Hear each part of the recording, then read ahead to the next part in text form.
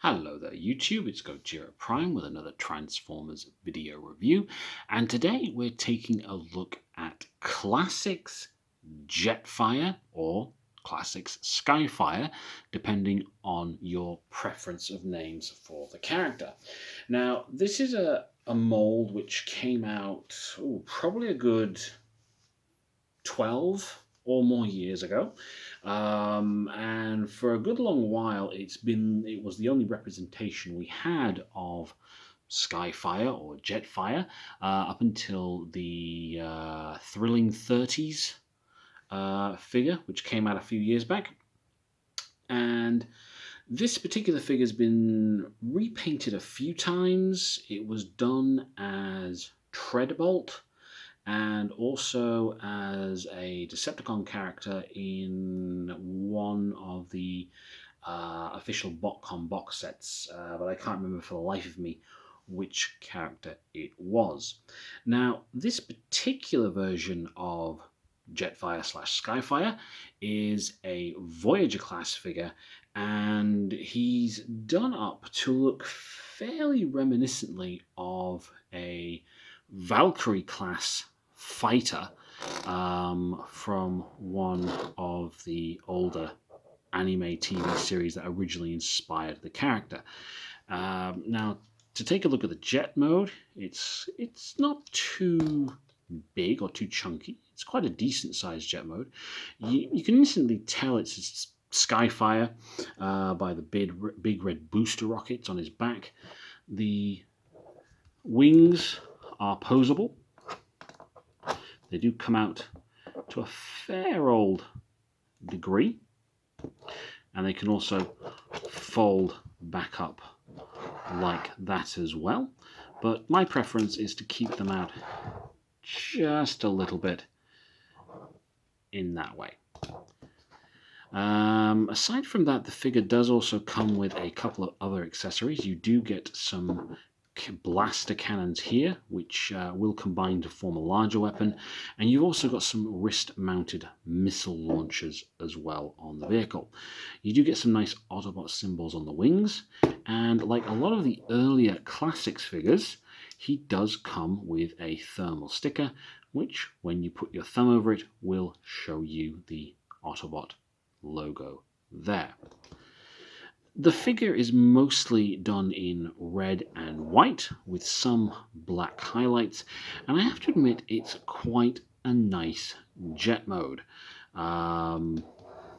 It's not reminiscent of any one particular jet, probably like an F-14 to a certain degree, but then the front section's different enough that it doesn't look exactly like an F-14, but more a futuristic version.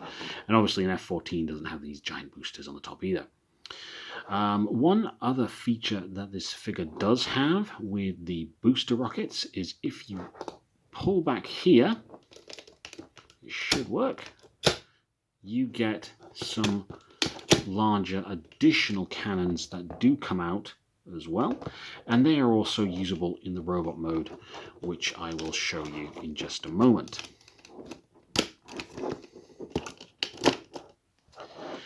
It does also come with some landing gear as well, at the front here and also in the legs here, and these fold up nicely when you don't want to use them. So that's it for the vehicle mode. So I'll get it transformed. I'll just pause the video and do it, and then we'll take a look at him in his robot mode. Okay, so now we have the figure transformed into its robot mode. There are a couple of accessories which I still have to attach, and I'll just show you where those go in just a moment. But you can see here from the figure that his two guns have now been combined to form one double-barreled weapon, which was Jetfire's or Skyfire's signature weapon, and then you have the blasters or the missile launchers still on the side, and everything folds up very nicely, very neatly. There's very little wastage kibble here. Now you may obviously you've noticed that the backpack that was here previously is missing. That will plug back into these two ports in just a minute, but I just wanted to show you the figure without his jetpack first, as it tends to be a bit top heavy and fall over when it's not being used. Now just to get in a little bit closer, just to show you his face sculpt, it's very G1 Skyfire reminiscent, and he does come with a helmet which does go over his head, and I'll show you that in just a moment. But all in all, it's a very nice figure. Lots of nice molded in detailing, and the paint scheme still works very, very well with Jetfire.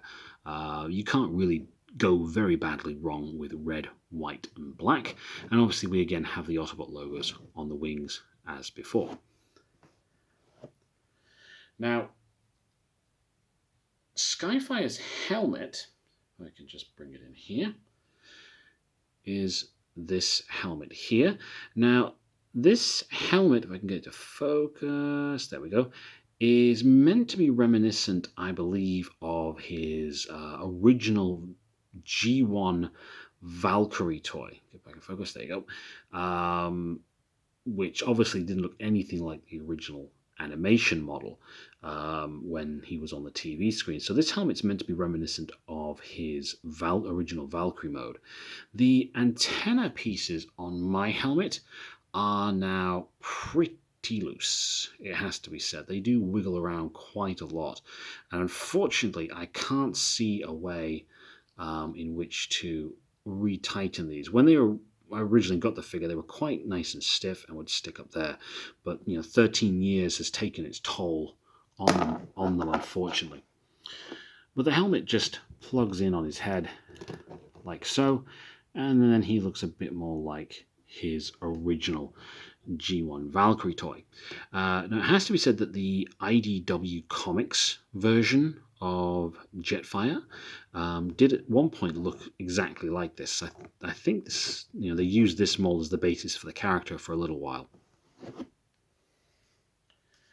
Then we have his, the back of it. Then we have his jetpack, which you can detach if you don't want to display the figure with the jetpack, much like you could do with the armor with the original figure. And the two tabs here will just plug in straight onto the back pegs there like this. Now you do have to use some degree of force with this because it is quite a tight fit. I'll have to do this off camera.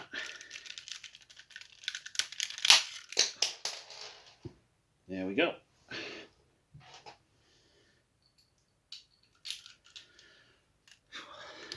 And I fired off one of the missiles by accident in the process. Now, this does make the figure very, very top heavy.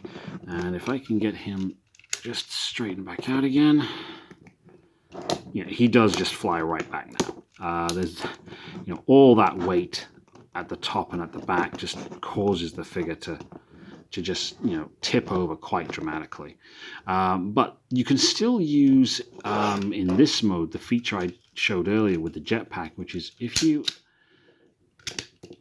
remove the coverings for the weapon system, you can then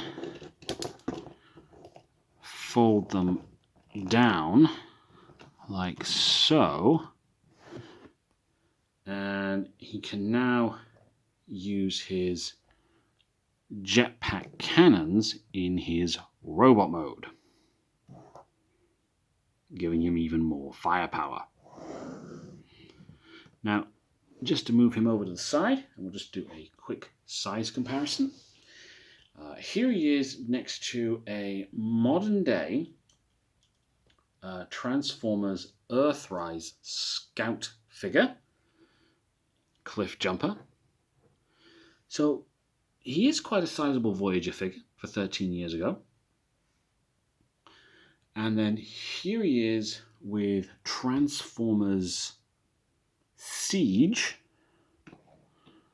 Optimus Prime. And I just move Cliff Jumper out the way just to stand them a bit more side by side. You can see Skyfire does have a bit more bulk to him, especially in the upper body. Especially with the backpack and the wings. But when compared to Optimus Prime from the Siege line, he is pretty much the same height. So, there's not a lot of size difference, but Jetfire is a bit more bulky just because of his backpack and his wings. And then as a final size comparison with the figure, the modern day Transformers Siege Skyfire.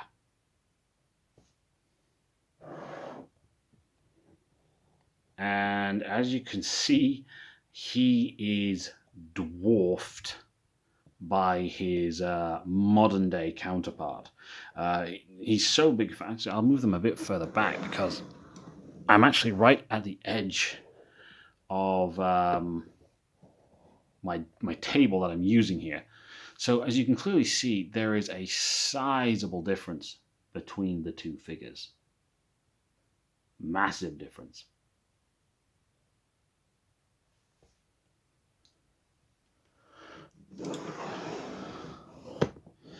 So that's a very quick review and my thoughts on Classics Jetfire.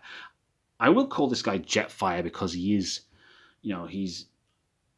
that's what he was named to begin with because they lost the trademark, but I prefer Skyfire. So that's my thoughts and a very quick review on Classics Jetfire. If you can still pick this figure up on eBay or at a show or a convention, and he is in good condition, then I would definitely say he is worth picking up. As long as he is in good condition and you can find him at a reasonable price. There's more than a few molds knocking around of this guy. There's this original mold, there's the Takara mold, there's the Treadbolt mold, there's a dark Skyfire mold or a dark Jetfire mold as well. So there are quite a few different molds for him. So if you can get him, do pick him up. He is worth it. I hope you enjoyed the video. Please hit the like button, subscribe, and thank you very much.